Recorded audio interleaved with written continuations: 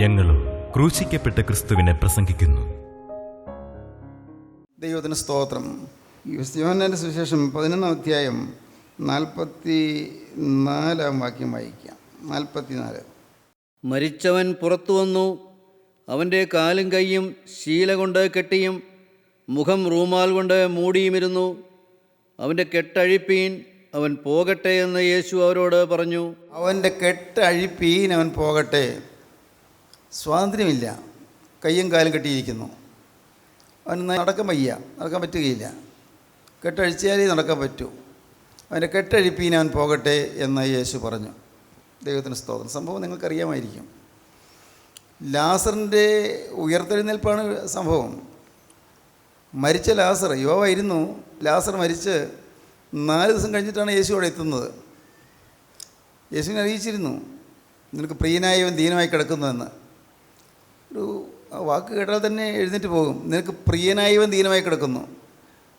ലാസറിൻ്റെ ആ ഭവനം ഇന്ന് വാസ്തവത്തിൽ ലാസറും ലാസറിൻ്റെ സഹോദരിമാരും മാത്രമുള്ള ഒരു ചെറിയ ഭവനമാണ്, ബേഥാനിയിലെ ആ ചെറു ഭവനം.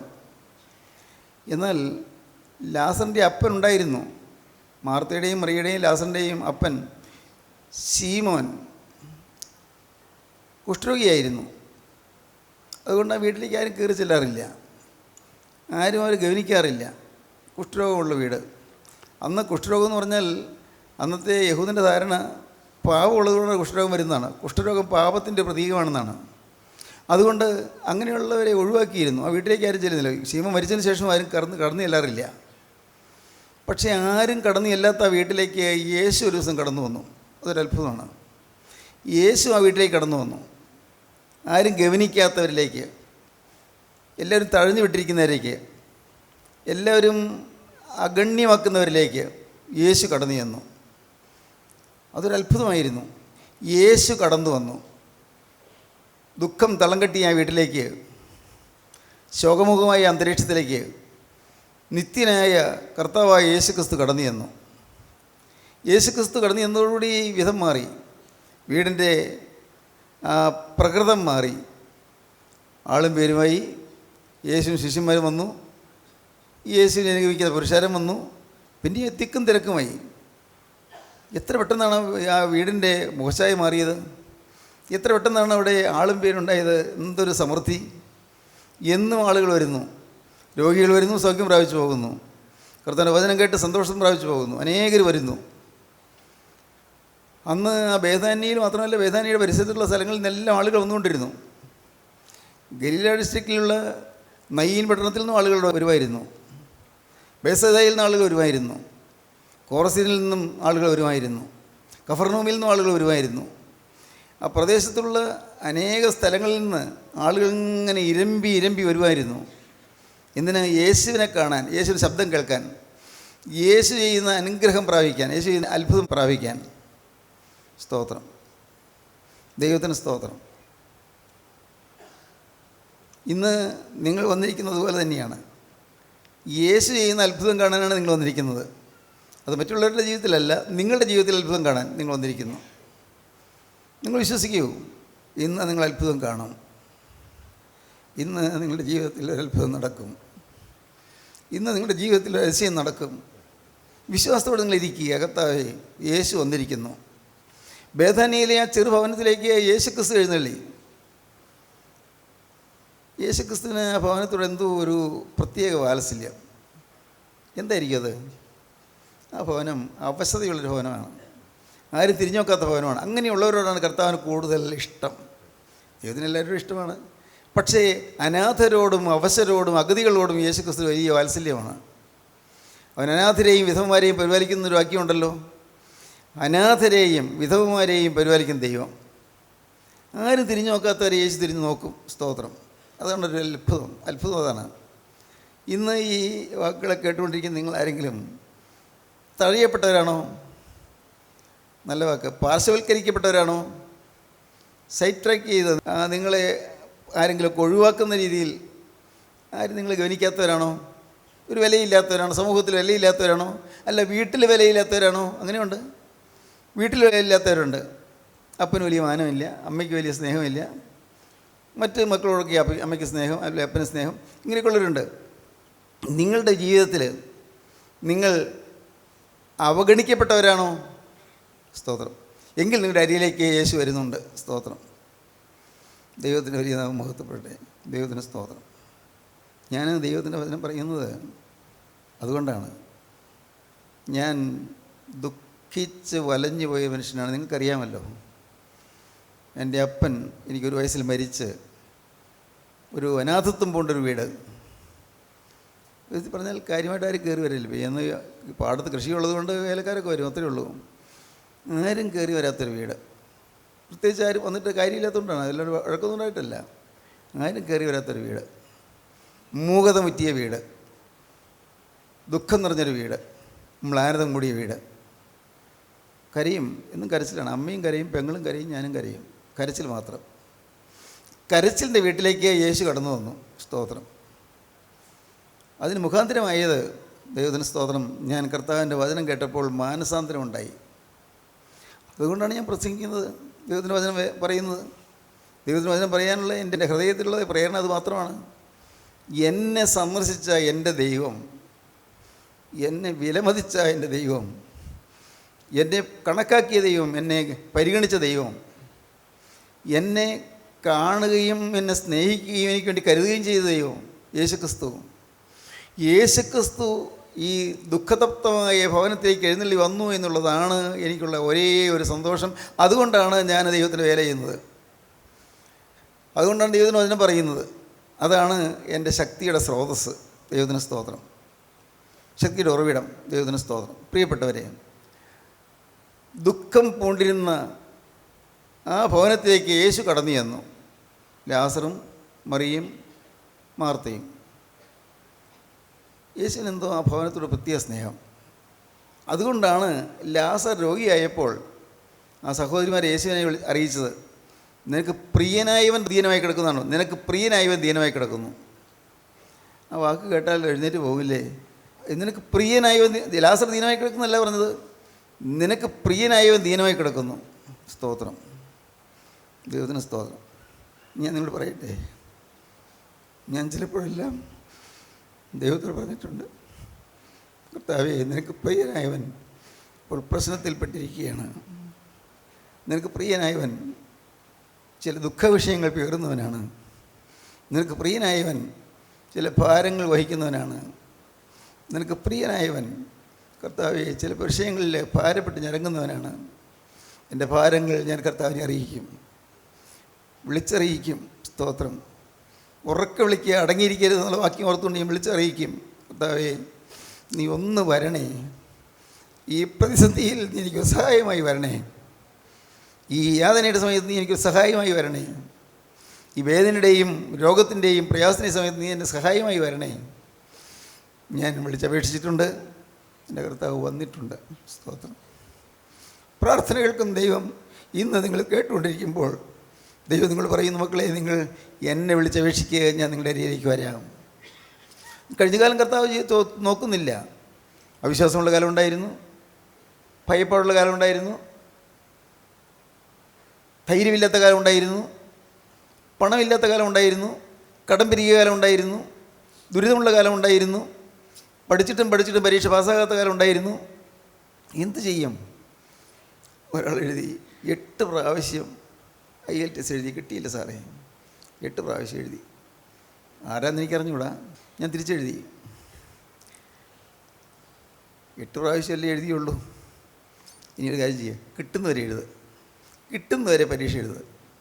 ഏതായാലും ആ പെൺകുട്ടി പിന്നെ എന്നെ വിളിച്ചറിയിച്ചു, സാറേ, ഈ പ്രാവശ്യം ഞാൻ ജയിച്ചു.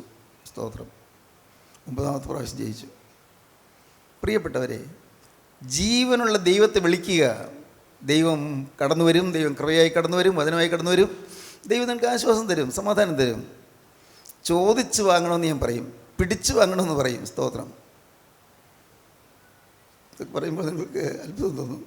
കർത്താവെ, ഒന്ന് നിൽക്കണേ, ഒന്ന് കേട്ടിട്ട് പോകണേ എന്ന് ഞാൻ പറയും. കർത്താവെ, ഒന്ന് നിൽക്കണേ, ധൃതി പിടിച്ച് പോവല്ലേ, എൻ്റെ ഇടയ്ക്കിൽ നിന്ന് പോവല്ലേ, നീ എന്നോട് കൂടെ ഇരിക്കണമേ എന്ന് ഞാൻ പറയും. ദൈവത്തിന് സ്തോത്രം. ഈ കാര്യം നീ എനിക്ക് സാധിച്ചു തരണമെന്ന് പറയും. എത്ര ആവശ്യങ്ങൾ ചോദിച്ചു വാങ്ങിയിട്ടുണ്ട്, എത്ര ആവശ്യങ്ങൾ. ദൈവത്തിന് സ്തോത്രം. ദൈവത്തിന് വലിയ നാമം മഹത്വപ്പെടട്ടെ. നിനക്ക് പ്രിയനായവൻ ദീനമായി കിടക്കുന്നു എന്ന് അറിയിച്ചു. പക്ഷേ കർത്താവ് പോയില്ല. അത് നാം ചിലപ്പോൾ വിളിച്ചപേക്ഷിച്ചാലും കർത്താവ് കേൾക്കുന്നില്ലെന്ന് തോന്നും. കർത്താവ് കേൾക്കാത്തതുകൊണ്ടല്ല, ദൈവത്തിൻ്റെ മഹത്വം ആരറിയുന്നു? ദൈവത്തിൻ്റെ വഴി ആരറിയുന്നു? കർത്താവിന് സമയം തെറ്റുകയില്ല. ഞാൻ പറയാറുണ്ടല്ലോ, delays are not denials. Delay ആയി എന്നുള്ളതുകൊണ്ട് ഡിനൈ ചെയ്തതല്ല, വൈകിപ്പോയി എന്നുള്ളതുകൊണ്ട് അത് നിരസിച്ചു എന്നല്ല അതിൻ്റെ അർത്ഥം. ചില വൈകിപ്പോയി എന്ന് വരാം. നിങ്ങൾ ചില പ്രാർത്ഥനാ വിഷയങ്ങൾ പറഞ്ഞിട്ട് ചിലപ്പോൾ അത് നടക്കുന്നില്ലെന്ന് വന്നേക്കാം. നിങ്ങൾ ചില കാര്യങ്ങൾ പ്രാർത്ഥിച്ചു, എന്താ കർത്താവേ തരാത്തത്? വിഷമിക്കണ്ട. Delays are not denials. Delay ആയിപ്പോയി, പേടിക്കണ്ട. ഡിനൈ ചെയ്തിട്ടില്ല. കർത്താവിൻ്റെ സമയമുണ്ട്, കർത്താവിൻ്റെ സമയം. ദൈവത്തിന് സ്തോത്രം. ഇതുപോലെ തന്നെ വാട്സാപ്പിൽ വേറെ മെസ്സേജ് വന്നു. മൂത്ത പെൺകുട്ടിക്കും ഇളയ പെൺകുട്ടിക്കും നല്ല പ്രായമായി, വിവാഹമൊന്നും ആലോചന വന്നിട്ടില്ല. ഞങ്ങൾ പ്രാർത്ഥിച്ചു, പക്ഷേ വിവാഹാലോചന വരുന്നില്ല, ഒന്നും വരുന്നില്ല. ഞാൻ പറഞ്ഞു, കർത്താവിൻ്റെ സമയത്തിന് വേണ്ടി കാത്തിരിക്കുക, കർത്താവിൻ്റെ സമയത്തിന് വേണ്ടി കാത്തിരിക്കുക. നിങ്ങൾ ധൃതിപ്പെടരുത്, നിങ്ങളുടെ സ്വന്തം സമയം നിങ്ങൾ നോക്കരുത്, കർത്താവിൻ്റെ സമയത്തിന് വേണ്ടി കാത്തിരിക്കുക. അതിൻ്റെ 1 മാസം കഴിഞ്ഞപ്പോഴുണ്ട് എന്നെ വിളിച്ച് പറയുന്നു, സ്തോത്രം, മൂത്തവളുടെ കല്യാണം ഉറച്ചിരിക്കുകയാണ്, ഒരത്ഭുതമായത് പെട്ടെന്ന് കാര്യം സംഭവിച്ചിരിക്കുന്നു. ഇതൊക്കെ ഭൗതികമായ കാര്യങ്ങളാണ്. പക്ഷേ ഈ ഭൗതികമായ കാര്യങ്ങൾ നമുക്ക് നടന്ന് കിട്ടണ്ടേ? ആവശ്യങ്ങൾ നടക്കണമല്ലോ. ചോദിക്കുക, ചോദിച്ചു വാങ്ങുക, പിടിച്ചു വാങ്ങുക, ആവശ്യപ്പെട്ട് വാങ്ങുക, അത്യാവശ്യത്തോടെ ചോദിക്കുക, ദൈവം തരും. ദൈവത്തിന് സ്തോത്രം. കർത്താവ് പോയില്ല. ലാസറിന് ദീനം കൂടിക്കൂടി വന്നു. സഹോദരിമാർ എപ്പോഴും ഇടയ്ക്കിടയ്ക്ക് നോക്കും, കർത്താവ് വന്നോ. കാരണം കർത്താവ് വന്ന പ്രശ്നം തീരും. കാരണം അവർക്കറിയാം, യായിറോസിൻ്റെ പള്ളിപ്രമാണിയായ യായിറോസിൻ്റെ ഭവനത്തിൽ യായിറോസിൻ്റെ മകൾ 12 വയസ്സുള്ള പെൺകുട്ടി മരിച്ചു കിടന്നപ്പോൾ കർത്താവ് വന്നല്ലോ. കർത്താവ് സൗഖ്യം കൊടുത്തല്ലോ, ജീവൻ കൊടുത്തല്ലോ. കർത്താവ് വരും. വിധവയുടെ മകൻ, നെയ്യൻ പട്ടണത്തിലെ വിധവയുടെ മകൻ മരിച്ച് ശവടക്കം കൊണ്ടുപോയപ്പോൾ കർത്താവ് വന്നു. ആ ശവമഞ്ചത്തിൽ തൊട്ടു, ഉയർത്തെഴുന്നേറ്റല്ലോ. കർത്താവ് വരും, വരാതിരിക്കുകയില്ല. അവർക്ക് വിശ്വാസമുണ്ട്, കർത്താവിൻ്റെ സ്നേഹമുണ്ട്. തീർച്ചയായിട്ടും കർത്താവിന് അവർ സ്നേഹമാണെന്ന് അവർക്ക് അറിയാൻ താനും. അത് ഞാനൊന്ന് പറഞ്ഞോട്ടെ, നിങ്ങളുടെ ജീവിതത്തിൽ നിങ്ങൾക്ക് ആ ഒരു ബോധ്യം വേണം, യേശുവിന് എന്നെ സ്നേഹമാണ്. അപ്പോൾ നിങ്ങൾ പറയില്ല സാറേ, അങ്ങനെ എനിക്ക് തോന്നുന്നില്ല, കാരണം ഞാൻ ചോദിച്ചതൊന്നും തന്നിട്ടില്ല, എന്തെല്ലാം കാര്യം ഞാൻ പ്രാർത്ഥിച്ചു, തന്നിട്ടില്ല. നിങ്ങൾ വിശ്വസിക്കൂ പ്രിയപ്പെട്ടവരെ. ദൈവനാമത്തിൽ നിങ്ങൾ പറയട്ടെ, യേശുവിന് നിങ്ങളെ സ്നേഹമാണ്. ഹല്ലേലൂയ, ദൈവത്തിന് സ്തോത്രം. യേശുവിന് നിങ്ങളെ സ്നേഹമാണ്. നിങ്ങളെ വ്യക്തിപരമായി യേശു അറിയുന്നു. നിങ്ങളുടെ പോരായ്മകൾ കർത്താവ് കാണുന്നു, നിങ്ങളുടെ ബലഹീനതകൾ കർത്താവ് കാണുന്നു, നിങ്ങളുടെ ആവശ്യങ്ങൾ കർത്താവ് കാണുന്നു, നിങ്ങളുടെ ആഗ്രഹങ്ങൾ കർത്താവ് കാണുന്നു. സങ്കീർത്തനം 37:3 പറയും, യഹോവയിൽ ആശ്രയിച്ച് നന്മ ചെയ്യുക, ദേശത്ത് പാർത്ത് വിശ്വസ്തയാചരിക്കുക, യഹോവയിൽ തന്നെ രസിച്ചുകൊള്ളുക, അവൻ നിൻ്റെ ഹൃദയത്തിലെ ആഗ്രഹങ്ങളെ നിനക്ക് തരും. സ്തോത്രം. വചനമാണത്. ചെറുപ്പകാലത്ത് തന്നെ വല്ലാതെ വശീകരിച്ച വചനമാണത്, എന്നെ സ്വാധീനപ്പെടുത്തിയ വചനമാണ്. യഹോവയിൽ ആശ്രയിച്ച് നന്മ ചെയ്യുക, ദേശത്ത് പാർത്ത് വിശ്വസ്തയാചരിക്കുക, യഹോവയിൽ തന്നെ രസിച്ചുകൊള്ളുക, അവൻ നിൻ്റെ ഹൃദയത്തിലെ ആഗ്രഹങ്ങളെ നിനക്ക് തരും. ആഗ്രഹങ്ങൾ. സ്തോത്രം. ദൈവത്തിന് വലിയ നാമം മഹത്വപ്പെടട്ടെ. ആഗ്രഹങ്ങൾ തരുന്നൊരു ദൈവമുണ്ട്. സ്തോത്രം. അവർക്ക് സഹോദരന്മാർക്ക് നല്ല ഉറപ്പുണ്ട്, യേശു വരും. പക്ഷേ ലാസർ മരിച്ചു. എന്തായിരിക്കും കർത്താവ് വരാത്തത്? അപ്പോഴും അവർക്ക് അവിശ്വാസം വന്നില്ല. വിശ്വാസമുണ്ട്, വരും. മരിച്ചു കിടക്കുമ്പോഴാണെങ്കിലും വന്നാൽ മതിയല്ലോ. അവർ പ്രതീക്ഷകളോട് നോക്കിയിരിക്കുകയാണ്. ഡെഡ് ബോഡിയിലേക്ക് നോക്കുന്നതിനേക്കാൾ കൂടുതൽ ഗേറ്റിങ്ങിലേക്കാണ് നോക്കുന്നത്. അങ്ങനെ ഞാൻ പറഞ്ഞുകൊള്ളട്ടെ, ഗേറ്റൊക്കെ ഉണ്ടോയെന്ന് എനിക്കറിയാൻ പാടില്ല, ഞാൻ ആ രീതിയിൽ മനസ്സിലാക്കാൻ വേണ്ടി പറയുകയാണ്. ഡെഡ് ബോഡി അരികത്തിരിക്കുന്നു, ശവശരീരത്തിൻ്റെ അരികത്തിരിക്കുന്നു, പ്രിയ സഹോദരൻ മരിച്ചു കിടക്കുന്നു, നല്ല ആരോഗ്യമുണ്ടായിരുന്ന യൗവനക്കാരൻ മരിച്ചു കിടക്കുന്നു. ഏതാനും വർഷം മുൻപ് അവിടെ ശീമം മരിച്ചു കിടന്നു, ആരും തിരിഞ്ഞു നോക്കിയില്ല. ഇന്ന് യഹൂദന്മാരൊക്കെ വന്നിട്ടുണ്ട്. ആ വീടിൻ്റെ ആ ഒരു ചീത്തപ്പേര് പറയല്ലോ, അതുകൊണ്ട് ഇന്ന് യഹൂദന്മാർ പലരും വന്നിട്ടുണ്ട്. പക്ഷേ യേശു വന്നിട്ടില്ല. ആരെല്ലാം വന്നാലും യേശു വന്നില്ലെങ്കിൽ എന്ത് പ്രയോജനം? പ്രിയപ്പെട്ടവർ, നിങ്ങൾക്ക് വിശ്വസിക്കൂ, ആരെല്ലാം നിങ്ങളെ സഹായിച്ചാലും യേശു സഹായിക്കുന്നില്ലെങ്കിൽ നിങ്ങൾക്കൊരു പ്രയോജനം ഉണ്ടാവില്ല. യേശുവിൻ്റെ സഹായം വേണം, യേശുവിൻ്റെ കൃപ വേണം, യേശുവിൻ്റെ തൃക്കരം പ്രവർത്തിക്കണം, യേശു സഹായിക്കണം. നിങ്ങൾ ചോദിച്ചു വാങ്ങണം. നിങ്ങളുടെ സ്വഭാവം മാറാൻ ചോദിച്ചു വാങ്ങണം. കോപം മാറാൻ നിങ്ങളുടെ ദൈവത്തോട് ചോദിച്ചു വാങ്ങണം. നിങ്ങളുടെ വാശിയും വഴക്കും മാറാൻ ദൈവത്തോട് ചോദിച്ചു വാങ്ങണം. നിങ്ങളുടെ ഹൃദയത്തിനകത്തുള്ളതായി ഈർഷ്യയും നീരസവും മാറാൻ ദൈവത്തോട് ചോദിച്ചു വാങ്ങണം.